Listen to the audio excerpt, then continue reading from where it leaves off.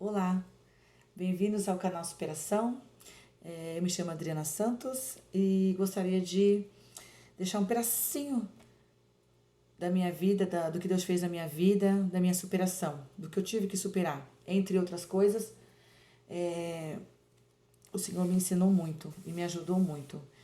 E hoje eu sei, hoje eu entendo o plano de Deus que Ele tinha na minha vida, porque se não fosse o Senhor, eu não estaria mais aqui, se não fosse o Senhor, eu não estaria nem viva. Já passei muitas coisas, muitas coisas. Já passei pelo vale da sombra da morte, muitas vezes, e o Senhor sempre deu o livramento. Eu quero contar que quando eu tinha 14 anos, eu era uma criança, uma jovem muito depressiva, muito mesmo. Eu tinha muitos traumas, eu não conseguia me olhar no espelho, eu ouvia vozes, e todas as vezes que eu ia me arrumar ou olhar no espelho, eu me sentia feia. Aquela voz dizia que eu era feia, que por que eu tinha nascido. Meu pai vinha de uma família onde meu pai era alcoólatra. Eles todo final de semana bebia e todo final de semana ele brigava com a minha mãe e espancava minha mãe, batia na minha mãe e minha mãe nós éramos era eu e mais 7 irmãos, tudo escadinho, eu sou a segunda mais velha. E quando eu vi aquela cena, eu não entendia muito e fui crescendo naquele lar destruído, onde não tinha amor, não tinha compreensão, não tinha carinho. Minha mãe era uma pessoa muito nervosa, muito nervosa. É, Minha mãe, por conta da dificuldade, por conta do que ela passou, do que ela viveu, por meu pai ser uma pessoa alcoólatra, por meu pai não ter paciência, ele era uma pessoa maravilhosa sem a bebida, mal assim falava, né? Não era bravo, era uma pessoa muito paciente, mas quando bebia, ele se transformava num homem agressor. Então ele batia na minha mãe e a gente entrava no meio, tentava separar a briga. Ainda éramos muito criança, não entendia quase nada, mas a gente tentava separar a briga. As brigas dele, ele pegava facão, pegava pedaço de pau, ameaçava matar minha mãe. E por conta da bebida, a situação foi ficando cada dia mais difícil. E era um lar assim onde minha mãe era muito nervosa por causa da situação e ela descontava tudo em nós. Então, quando ela pegava a gente pra dar lição, ela batia desenfreadamente. E eu cresci, a gente apanhando muito, sabe? Apanhava de fio de chuveiro, o que tivesse na frente, pau, cinta, chinelo. Quando eu apanhava de chinelo e cinta, eu dava graças a Deus, que era o que doía menos, né? Pra mim doía menos.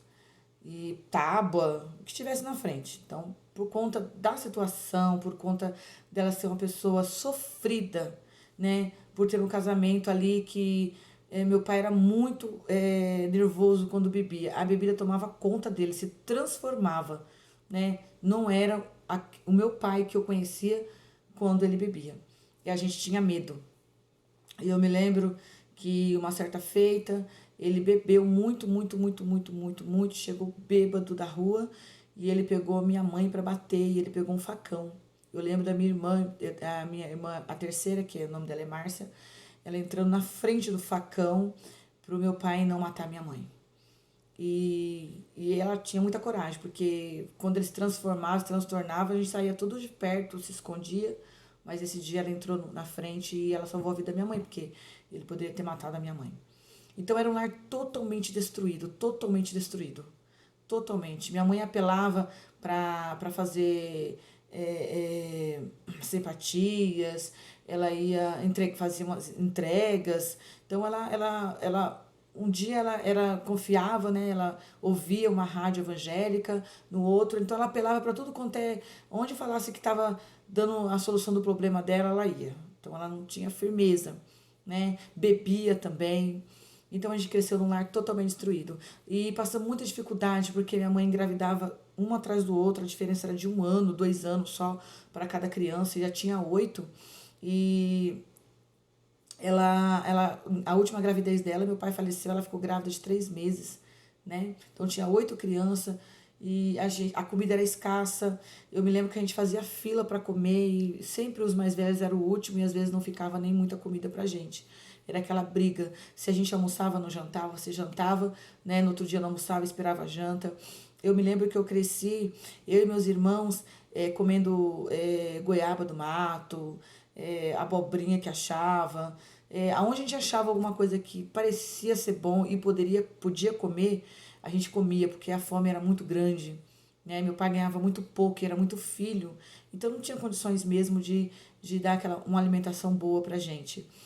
Carne era de vez em quando, né? Por mais que meu pai trabalhasse, ele não conseguia, né? Parece que entrou uma coisa tão ruim na família. Meu pai não conseguia prosperar, a gente não tinha prosperidade nenhuma, né?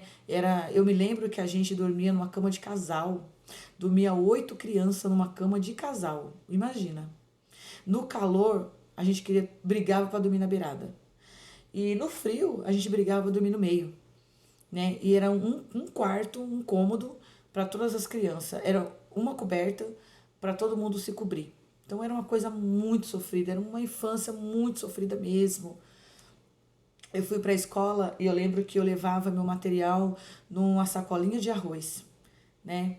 E era engraçado porque quando minha mãe comprava um arroz diferente, de uma outra marca, eu lembro até de um arroz chamado arroz Tule, que tinha uma mão, sabe? Uma mulher com uma mão, com umas unhas grandes.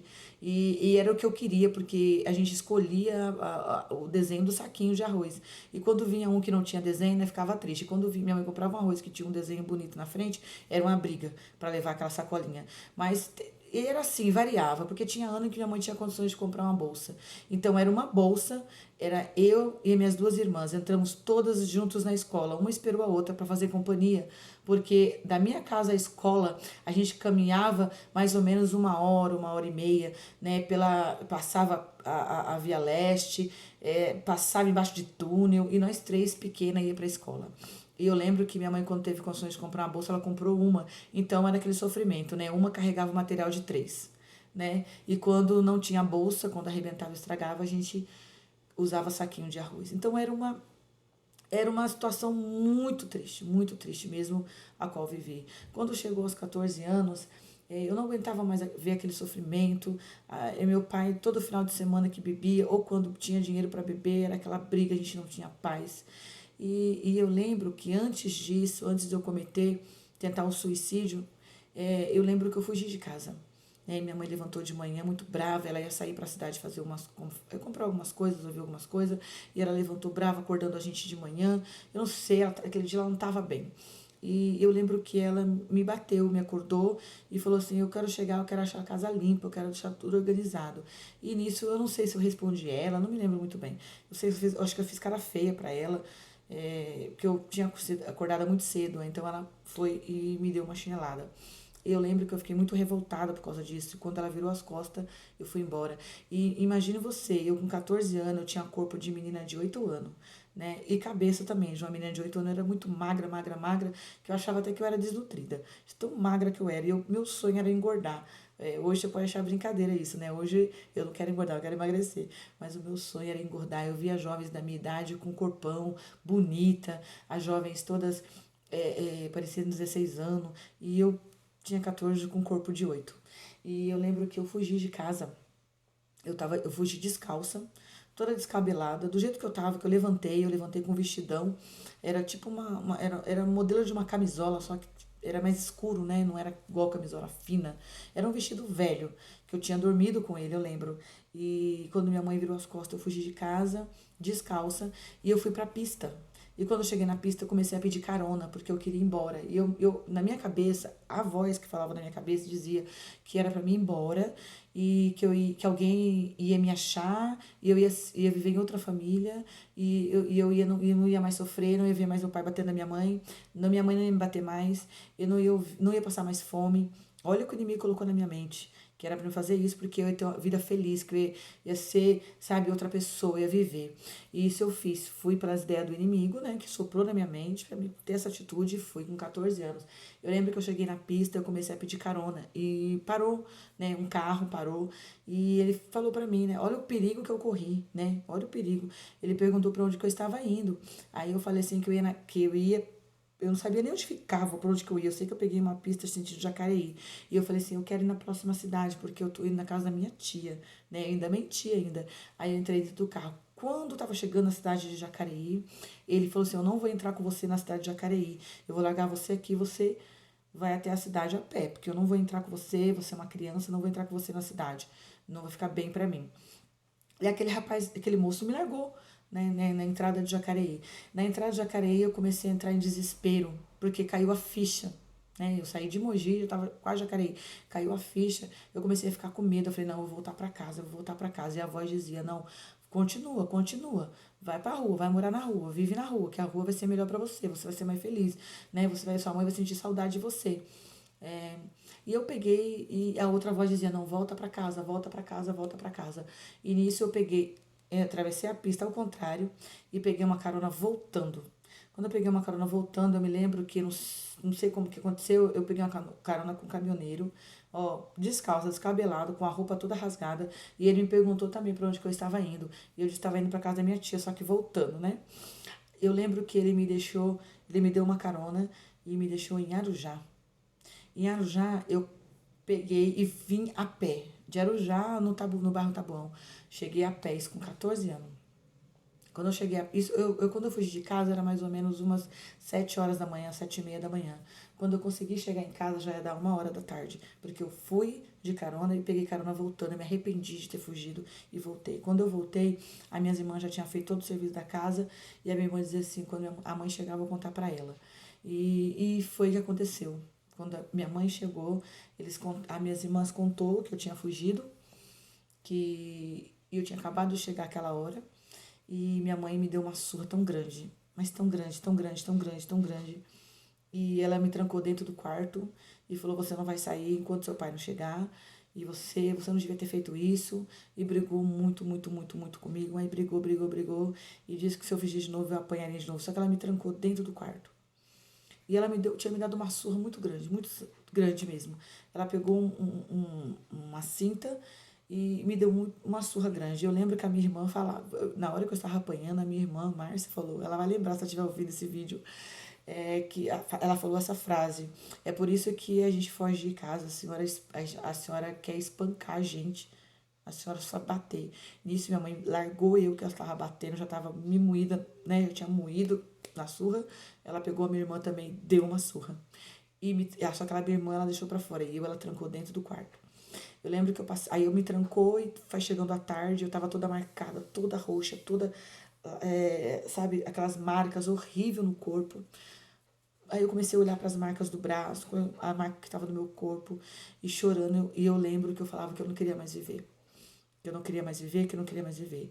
E nisso o inimigo falando na minha mente que era para mim morrer. Que se eu morresse, minha mãe ia sentir falta, minha mãe ia se arrepender e ela ia chorar. E aquilo seria um castigo para minha mãe. Então eu tinha que morrer para castigar ela. Olha o que o inimigo falando na minha mente com 14 anos. Eu lembro que eu olhei do quarto, eu procurei alguma coisa que eu pudesse tirar a minha vida. E eu não achava, porque a gente era muito pobre, só tinha cama no quarto e um armarinho velho. E eu não achava nada. Ela me trancou, passou uma corrente na porta e me trancou dentro do quarto, depois da surra. E eu lembro que eu olhei no canto, eu vi uma lata de veneno. E na época lá atrás, quem é velhinho, igual eu, 45 anos que eu tenho agora, você vai lembrar, né, se você conhecer. Na época, minha mãe usava muito um veneno chamado Baygon. Era uma lata verde, eu lembro como hoje. Ela tinha um monte de desenho de insetos na frente, a qual esse veneno matava. E eu lembro que eu peguei um copo que estava dentro do quarto. Eu vi a lata e vi o copo. Estava dentro do quarto. E eu peguei o copo e enchi com esse veneno chamado Baygon. Era um veneno oleoso, tinha um cheiro insuportável, muito forte o cheiro. Só o cheiro deixava você tonto. E eu enchi o copo desse veneno e o inimigo falava para mim que eu iria dormir, que eu não ia sentir nada. E eu imaginava na minha cabeça de uma criança, né, porque eu só tinha idade, mas era para mim eu tinha a mente de uma criança. Eu imaginava que eu estava deitada igual a Branca de Neve e minha mãe, né, do lado e assim, ela chorando, chorando, chorando, chorando e eu despertava. Isso o inimigo colocou na minha mente. Pode se matar. Se mata, tira a tua vida, né? E vai acontecer como naquele desenho, né? Olha pra você ver como que desenho também influencia naquela época, influenciou a minha mente. Que O inimigo falava, você vai morrer. Mas quando a sua mãe se arrepender e ela te abraçar, você vai voltar. Então eu tomei aquele copo de Baygon, aquele copo de veneno para tirar a minha vida, porque eu queria morrer. Quando eu terminei de tomar todo o veneno, eu sentei na beira da cama e esperei a morte chegar. Falei, eu vou começar a passar mal, vou ficar zonza e vou morrer. Isso era tardezinha, quando foi anoitecendo, minha mãe abriu a porta do quarto. Falou, coloca uma calça por baixo da saia, para não mostrar as marcas que tava toda marcada de cinta, e vai fazer a janta. E seu pai chegar, se você falar alguma coisa ou reclamar da surra, você vai apanhar de novo. E assim eu fiz. E eu fui fazer a janta esperando morrer. Jantei esperando morrer. Passei aquela noite, falei, amanhã cedo vou amanhecer morta e esperando morrer. E olha, hoje, com a experiência que eu tenho, hoje, conhecendo a palavra, a luz da palavra de Deus, eu tenho certeza que o Senhor me deu livramento, eu tenho certeza que Deus cuidou de mim. Por mais que o inimigo queria tirar a minha vida, por mais que o inimigo colocou na minha mente que era para mim tirar a minha vida, por causa de uma família desestruturada, porque eu era desestruturada, porque o inimigo falava na minha mente. Hoje eu sei que foi o Senhor que me deu livramento. Porque, irmãos, eu fiquei uma semana arrotando Baygon. Eu arrotava que aquele cheiro de veneno, se tivesse pernilongo perto, eu acho que matava. Parecia que eu estava voltando aquele veneno. Mas o veneno não me deu nem dor de barriga, não me deu tontura, não me deu diarreia, não me deu dor de estômago, não me deu nada. E eu falei, meu Deus. E aí eu pensei, não falei, meu Deus, que eu não tinha esse entendimento. Mas eu pensei comigo, nossa, né? Eu pensei que eu ia morrer, ainda tô nessa vida, né? Essa vida amargurada, essa vida que eu não queria. Todas as vezes que eu vi meu pai brigar com a minha mãe, ou que minha mãe me batia, porque ela batia violentamente, eu desejava nunca ter nascido. Eu falava, por que eu não morri quando eu nasci? Por que eu tô vivendo? Eu não quero viver, eu não quero, pra mim eu não tinha graça no mundo, não era uma jovem que era feliz, né? Não tinha felicidade nenhuma. E as coisas só iam piorando, piorando, piorando. Mas eu quero dizer, e ainda vou contar porque a minha história é grande, meu testemunho é grande, né? Eu tenho um testemunho que também vou gravar esse testemunho, que há 3 anos Deus me curou e me deu vitória de um câncer que eu tive de útero, e foi tudo sobrenatural. A descoberta do câncer não foi por exame, foi Deus mesmo que deu a luz, né? Na hora que eu precisei fazer a cirurgia, e na cirurgia descobri o câncer por acaso. Então, eu creio que até aqui Deus é que Ele guiou a minha vida, não deixou acontecer coisas terríveis. Mas eu tive uma infância muito triste, muito triste. Eu tinha tudo para ser uma menina totalmente revoltada, né? Até culpar a sociedade, culpar meus pais por ser revoltada. Mas o Senhor me alcançou. Ele me alcançou com 17 anos. Eu entrei dentro de uma igreja. Eu conhecia a verdade. Eu conhecia a verdade que liberta, a verdade que muda a vida, a história. Eu tinha uma depressão profunda. Já tive síndrome do pânico, depressão. Eu não dormia. Eu via vultos, eu via vozes.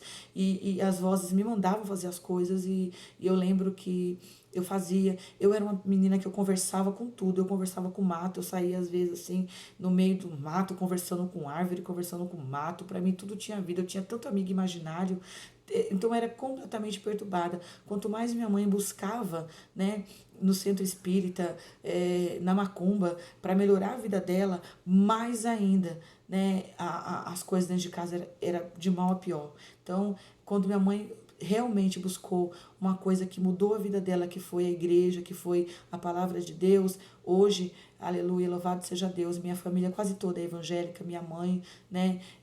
Mas na época ela não procurou o caminho certo, era uma pessoa também muito triste, muito judiada. E isso foi só, e tendo um filho atrás do outro, sem ter condições nem de a gente comer, então todo ano ela engravidava e todo ano ela tinha um filho, e assim a situação ficando tão triste. E até que aos 14 anos, logo após esse incidente, essa situação de eu ter tentado suicídio, veio a morte do meu pai. Meu pai morreu no acidente, né? Ele foi atropelado atravessando uma pista, né? E foi o dia mais feliz da nossa vida, porque esse dia eu me lembro que eu e minha irmã e meu pai, minha mãe deixou as crianças, os meus irmãos em casa, né? Que eram os menores, e nós fomos almoçar na casa de um tio meu, e foi eu, minha mãe, meu pai e minha irmã. E eu lembro que o meu pai deixou a minha mãe na casa do meu tio depois do almoço e voltou na frente porque ele tinha um trabalho ainda, né? Ele trabalhava no Porto de Areia e precisava chegar naquele dia no domingo. Eu lembro que era um domingo, era o dia do Jogo do Brasil. Isso foi em 89. Era um dia de jogo. Não lembro se era do Brasil, mas eu acho que sim. Mas era um dia de jogo, a pista estava lotada e meu pai veio na frente, nós viemos atrás. Ele falou: eu vou na frente, que eu tenho que trabalhar ainda hoje, adiantar um serviço para segunda-feira, eu estou indo na frente. Eu lembro que ele deu um beijo em mim, na minha irmã, deu tchau e a gente acompanhou ele até a estrada e ficamos acenando até ele ir embora. E quando chegamos em casa, e meu tio levou a gente para casa, né? Até o meio do caminho a gente foi, eu, minha mãe e minha irmã. E fomos, né, pegamos a pista e fomos para casa. Quando chegamos em casa, meu pai não tinha chegado ainda, mas aí a gente nem desconfiou de nada, né? Isso era normal, porque ele ainda ia trabalhar para depois ir para casa. Mas aí foi anoitecendo, anoitecendo, anoitecendo, e nada do meu pai chegar. Quando foi umas 9 horas da noite, veio a notícia que tinham achado, né, meu pai falecido nessa pista de mão, que era de 2 pistas. Ele tentou atravessar e o carro acabou atropelando ele, morreu mesmo no local. E quando veio essa notícia para mim, aí meu mundo desabou. Então, naquela época eu estava me recuperando, tentando me recuperar ainda de tantos traumas que eu tinha, e aí veio tudo à tona na minha vida.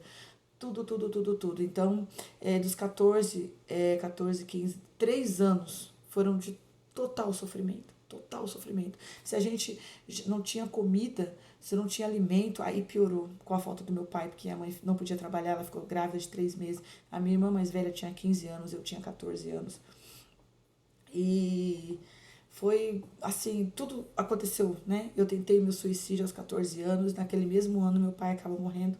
Então, para mim, virou minha vida de ponta cabeça. Eu era uma pessoa depressiva, depressiva, depressiva. E eu me odiava, não gostava de mim. Eu não conseguia fazer amizade com ninguém. Minha mãe não tinha estudo. Minha mãe tirou a gente cedo da escola, só deixou até a 3ª série. E nos tirou da escola para cuidar dos irmãos, para cuidar da casa. Então a gente não tinha estudo, então eu não tinha, né? Não tinha, morava no meio do mato, não tinha vontade de nada. Era uma menina desanimada, uma jovem desanimada, totalmente revoltada. E eu me lembro que um dia, assim, pulando bem o testemunho, porque é muita coisa, mas eu quero deixar um pouco do meu testemunho para você. E eu lembro que um dia uma irmã me convidou para ir num culto que era na cidade. E ela disse que o Senhor podia fazer uma obra na minha vida. E eu aceitei o convite. E eu fui com 17 anos. Eu me lembro que eu vestia que nem doida. Eu não sei se vocês lembram, mas tinha uma calça muito famosa na época, né? Isso era em 92, chamada Poperô, calça Poperô. Quem é mais velhinho vai lembrar, né? Era uma calça boca de sino que chegava na cintura, era a coisa mais horrível, né? Era de elástico e tinha um cordão. E era muito moda na época também, aquelas camisetas de Elvis Presley, né? Estilo Havaí. E eu lembro que eu tinha uma camiseta dessa toda florida, um tênis conga no pé, né? Então eu tava de tênis conga no pé, calça poperô, uma camisetona horrível, né, do Havaí, e uma jaqueta jeans por cima.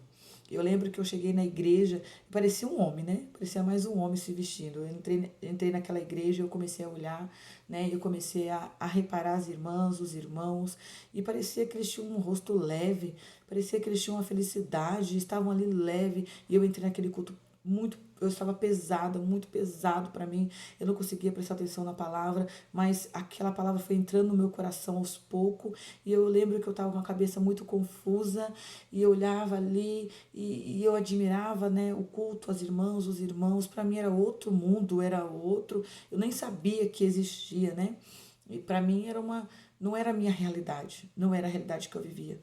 E eu via a felicidade na cara dos irmãos e das irmãs. Eu via alegria, sorriso, elas louvando, exaltando, glorificando. E gritavam, adorando a Deus e glorificando. E os louvores começaram a falar comigo. E a palavra começou a entrar no meu coração. E eu me lembro quando o irmão terminou a palavra, ele perguntou se alguém queria aceitar Jesus. E eu levantei a minha mão. Foi assim, tão de repente. E eu olhei e quando eu dei por fim, eu estava lá na frente já com as minhas mãos levantadas, em pranto, em choro. E aquele dia eu levantei minhas mãos e eu queria que Deus mudasse a minha vida. Eu queria que Deus. E ele pregou aquela noite que Deus dava vida, que Deus repreendia a morte, que Deus mudava a vida, que Deus, né, dava felicidade, que o Senhor ele era o único caminho, né? A verdade e a vida. E eu queria esse caminho, eu queria essa verdade, eu queria essa vida que eu não tinha. Eu queria esse Deus maravilhoso que mudou a vida daqueles lá dentro, que contaram tanto testemunho naquela noite, a palavra foi maravilhosa. E eu queria aquele Deus. levantei as minhas mãos e naquele dia o Senhor, Ele salvou a minha vida. Eu saí de lá de dentro daquele culto com uma felicidade tão grande, tão grande, tão grande, tão grande, tão grande. Eu queria ser igual às irmãs, eu queria falar como elas, eu queria vestir como elas, eu queria... Eu me lembro que eu saí com tanta sede de lá, com tanta sede de lá, e ali eu tive encontro com Jesus como Paulo, né? Eu tinha um coração tão duro, tanto sofrimento, tanto revoltada, fugi de casa, tentei me matar. Eu fazia tanta coisa e nada dava certo pra mim, né? Cresci num lar destruído, pai alcoólatra, minha mãe não tinha paciência por causa dos problemas, né? E minha mãe dizia todas as vezes que meu pai batia nela, que ela só não largava dele porque tinha nós, então eles eram culpados do sofrimento dela. Então aquilo foi crescendo na minha mente, que eu sou uma pessoa revoltada. A minha vontade sempre era morrer e acabar com a minha vida. Ou então, por que eu nasci? Eu não devia ter nascido. Mas o Senhor, Ele veio e mudou a minha vida. A primeira coisa que o Senhor tirou da minha vida foi a depressão.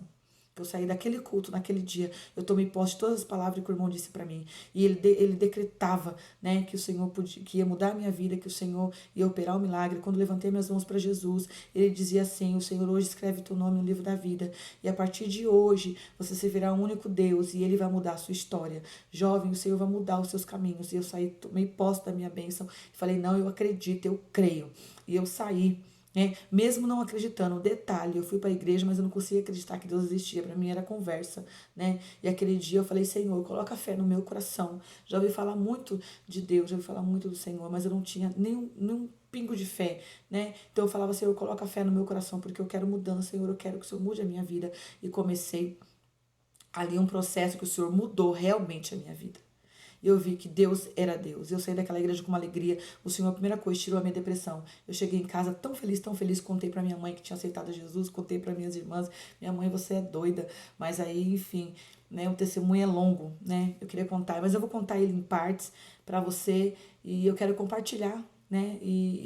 Deus me deu essa oportunidade agora, através dessa plataforma do YouTube, de contar o meu testemunho. Eu tenho certeza que esse testemunho vai alcançar vidas. Quantas famílias que o pai não é alcoólatra, quantas famílias que você, né, tem alguém querendo tirar a própria vida, né? Talvez eu estou falando com você hoje, jovem, que olha para a tua vida e fala que você quer morrer porque então que você nasceu, não é?